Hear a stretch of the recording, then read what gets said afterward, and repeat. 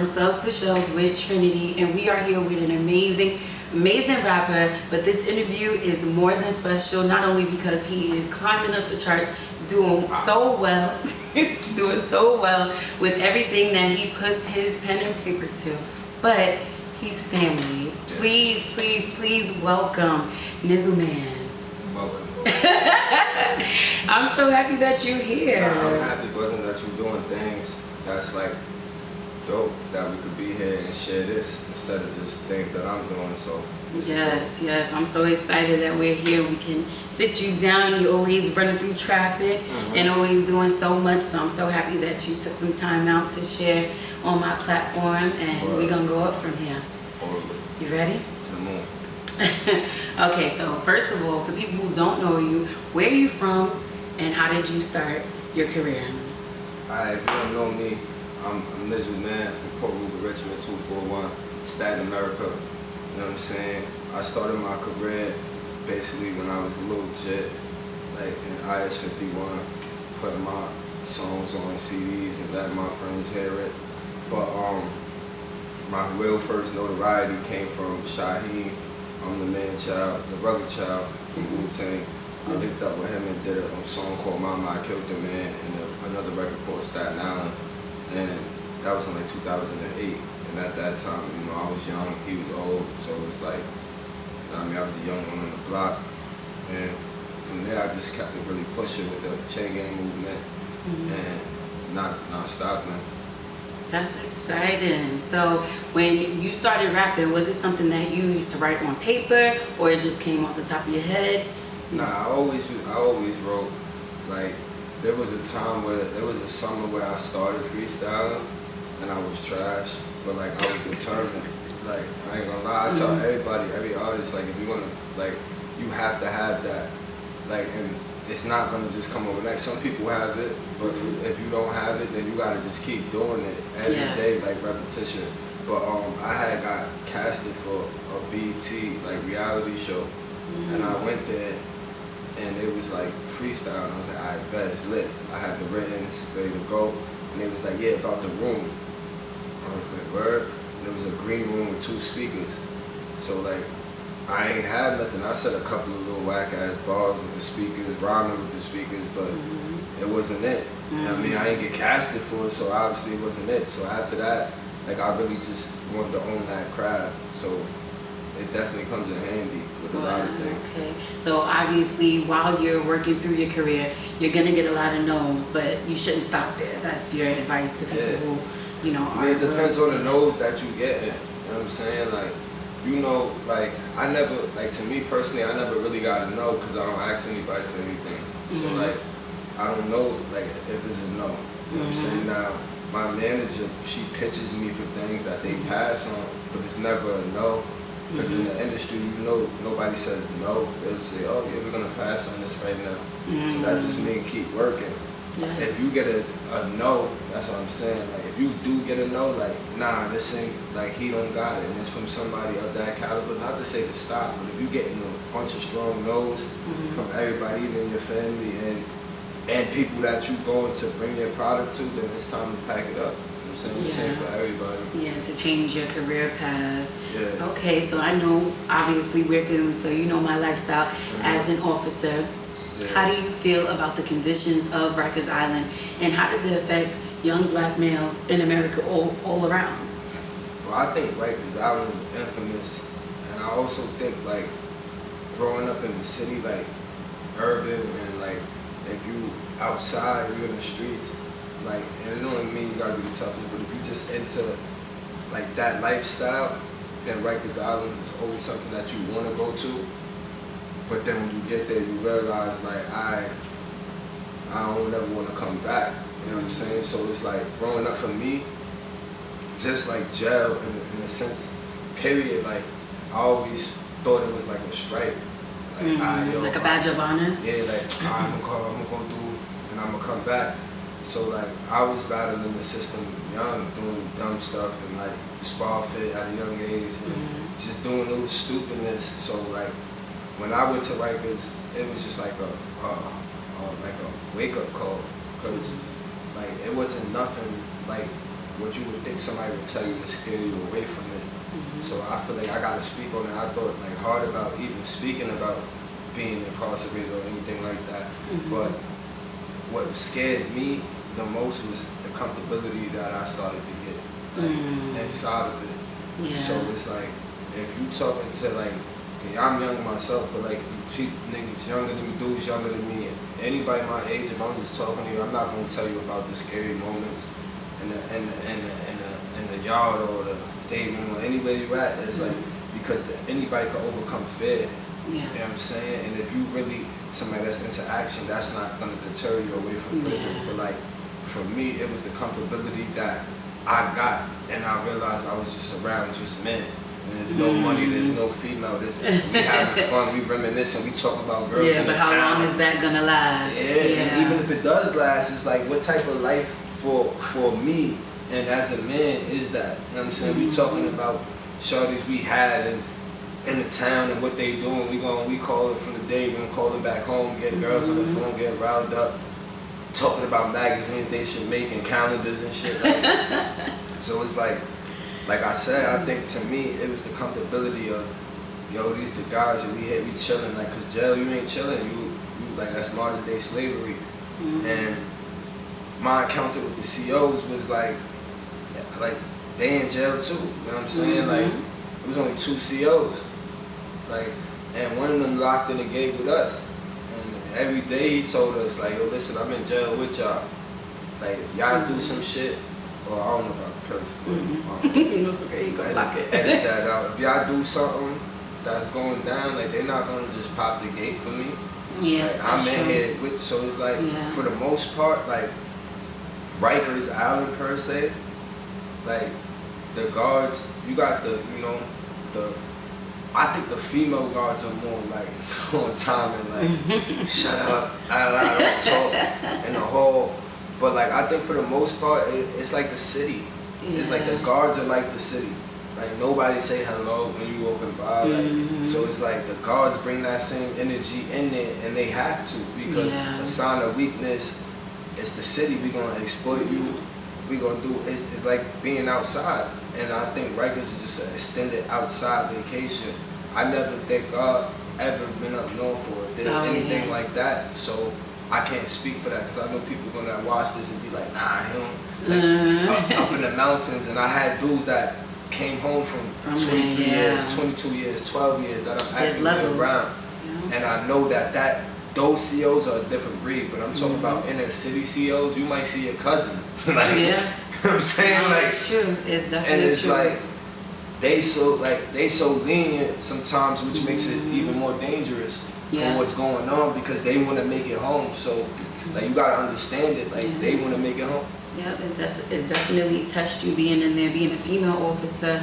I spoke about that on a few sessions that I recorded, and you know, being in a male-dominated environment, being a female, still trying to hold your own, not fall victim.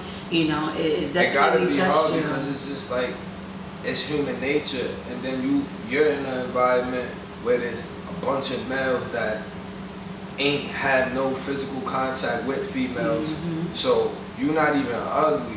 So now you gotta deal with that, where it's just a natural attraction. Like, hey, I would have been attracted to you outside of jail. But now I'm in jail, detained with dudes. Now you're like 100. You know what I'm saying? Now you gotta scale the line of what's inappropriate that they saying to you and what's just comment. Yeah, like what are you gonna argue somebody about? up for saying this, and now you got a hard time because at the end of the day, like not every situation, but like in your situation, I would think that they got the advantage because it's multiple males. So I would say that I would think one female is just going blow for blow with 4 males in prison. You know what I'm saying? So like, and I put 4 to be extreme, like, cause maybe you could take 2. I ain't gonna stop. But 3 or 4, like, I mean, get packed up. Guys get packed up by 3 or 4 dudes and come out looking bad. So it can happen. It can definitely happen. It's very dangerous.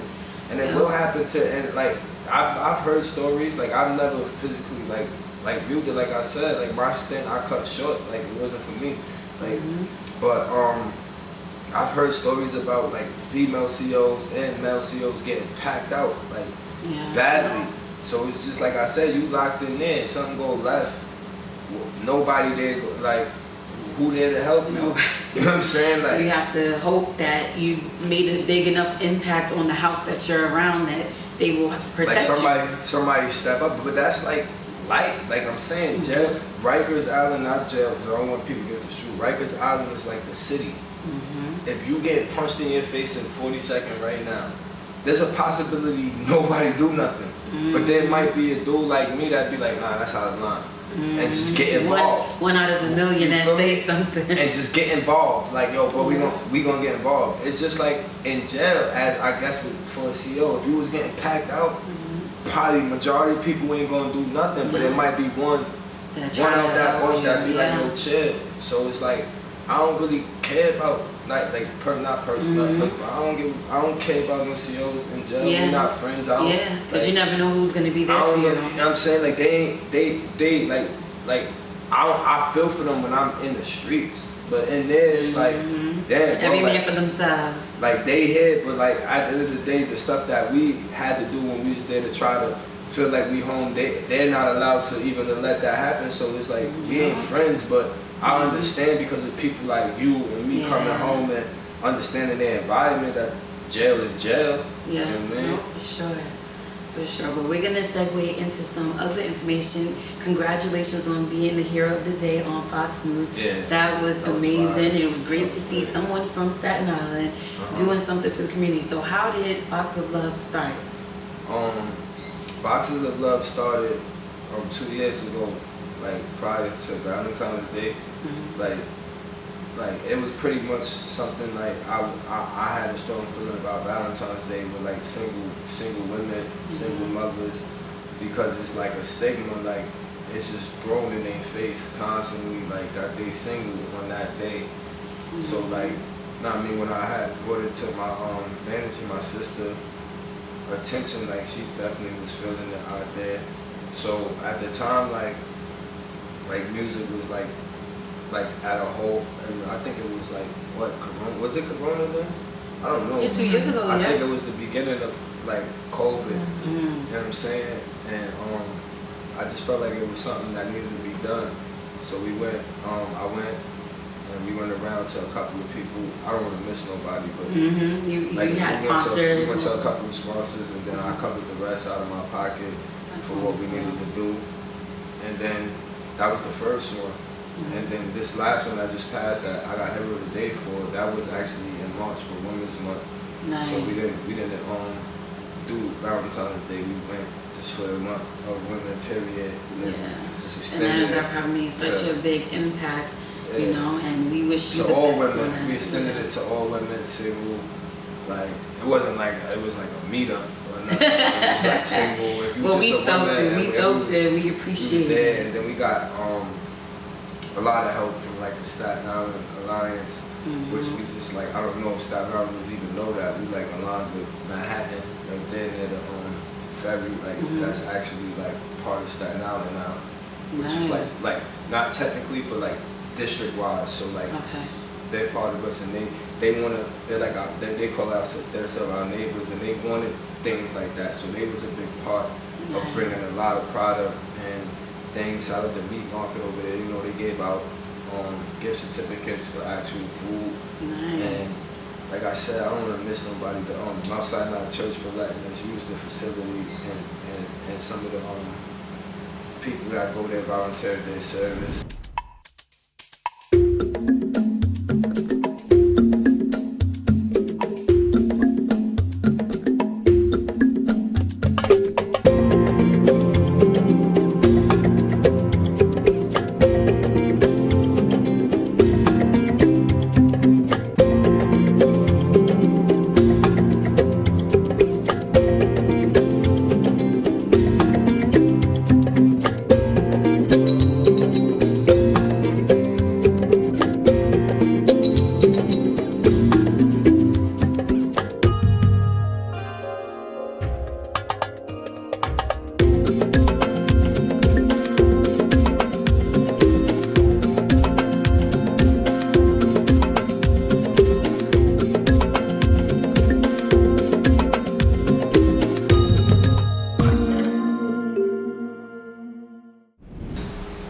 everything there. My team, of course, CGM, everybody that's a part of it was there.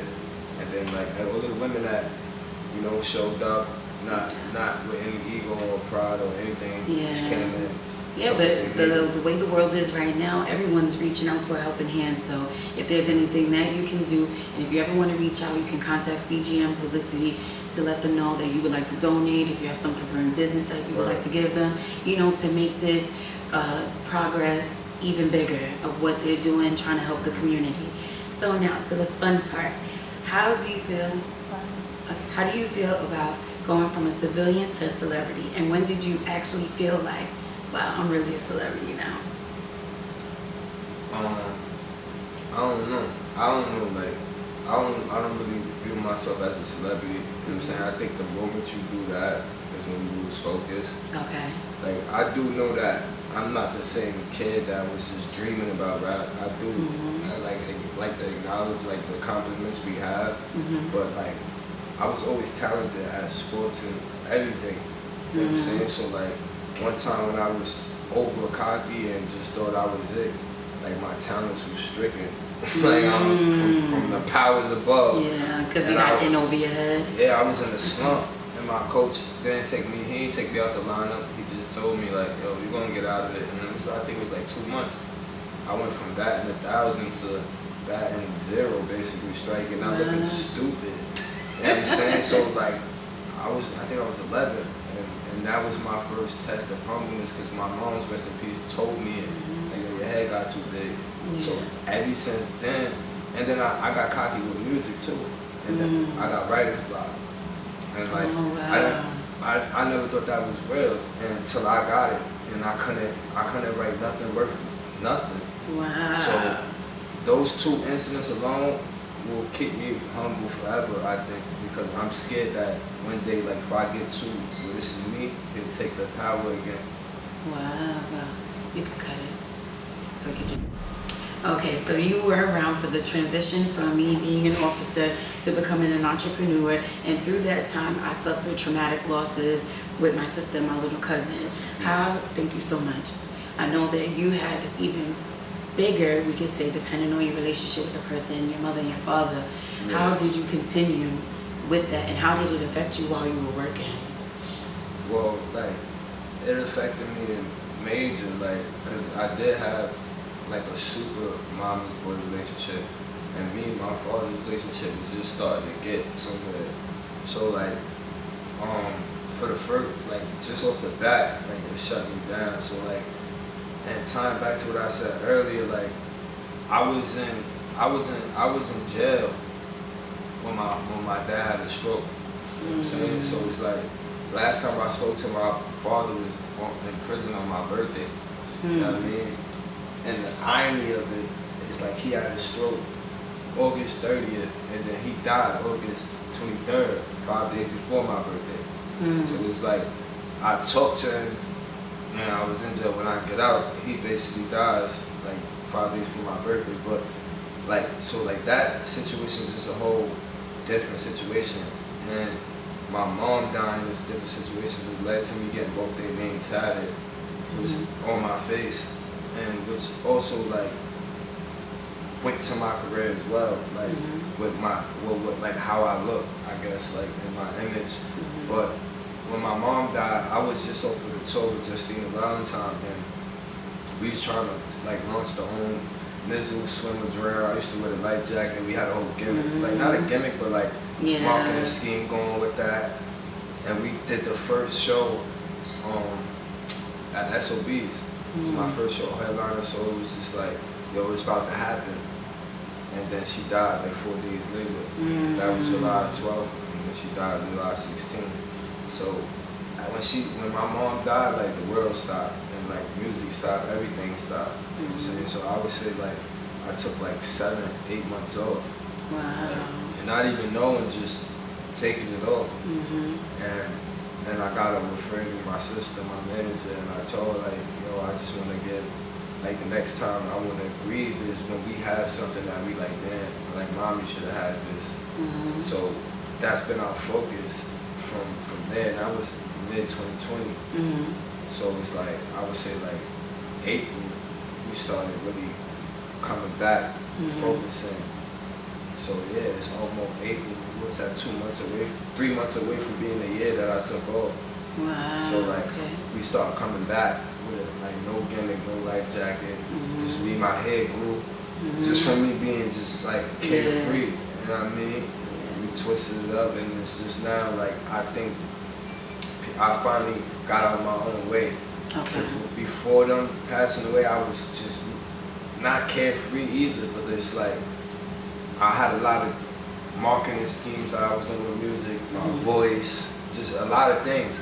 But with them passing, I just didn't have the energy to do that. So when I went back in it and I did Snakes, and I got a rapport from it, and like my OGs calling me like, this is what I was telling you about years ago, like that's you, that's your boy.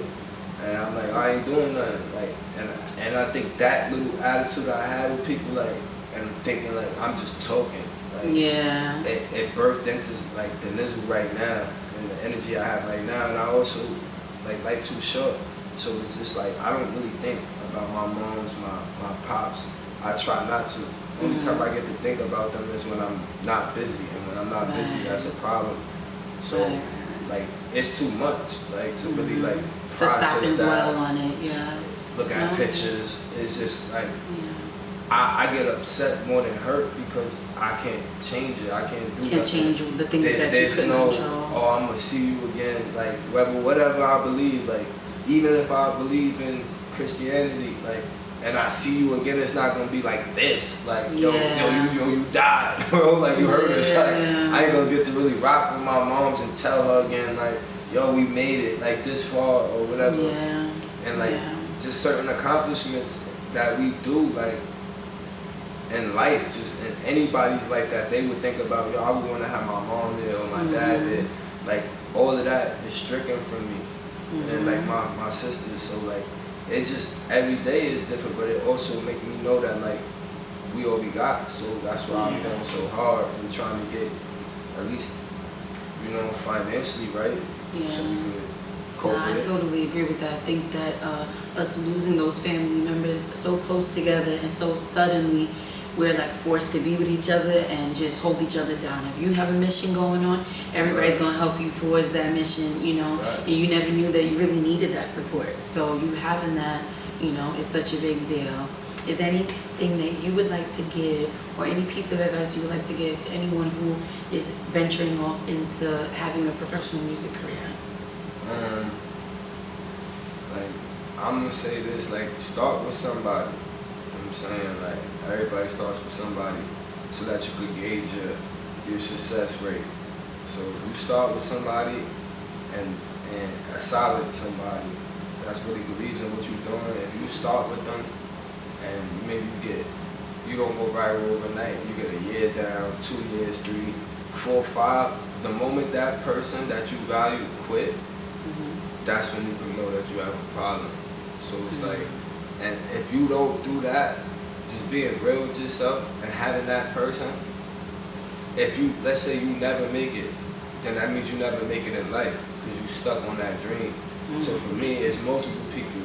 So it's like, even with my sister, the moment that I really felt like, yo, she don't think I got it, or like we can't do nothing else, I would have put it down. And there's been times where I got close and out of the blue, random things happen to where it's like, nah, bro, you just didn't do this. So all my life doing music, I never really did business. I never had investors, I never had a co-sign, I never had nothing. I just did music out of love for it. But in the recent months and things we doing, we getting sponsors, we getting certain things that we could actually put to a marketing plan, digital. We getting co-sign. Shout out Ghost YAPP City. You know what I'm saying? It's not even a co-sign, it's a collaboration, and it's only right. You know what I mean? Old Staten, new Staten. Yeah, I love That's that. what we're doing. But yeah, like I never had that. So just something simple as that, as the people that is legends in hip hop are not alone. It's like our personal legends from Staten Island still living, and I conversate with and make music with now. So it's like I may not ever be super rich, but rich is just a mind state to me. So like I'm already rich. Like I get what I want, I do what I want. Like we make music, people who come to my shows. Yeah. Like, I started a festival, they came to it. Yes. We put on for over 70 artists, local, not just scrubs, local independent acts that's putting on. We gave them a big platform.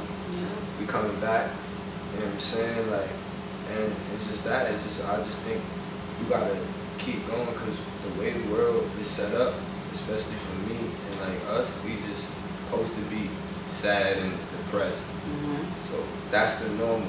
Depression is the normal. Right, you gotta step above that. I'm trying to be the opposite. Like, I'm trying to be happy, which is unnormal in today's society. Well, before we finish, make sure you tell them where they can get tickets for Traffic Jam and how they can reach out to you through all your social media platforms. Yeah, all my social media platforms is official Nizzle on all platforms. You can even type in Nizzle Man and you'll find me. Google search Nizzle Man, you'll find me. Traffic Jam, as of right now, you can go to their direct Instagram page, which is Traffic Jam Music Festival. Or you can also go to Eventbrite and just type in Traffic Jam and it'll probably be like the first thing that pop up.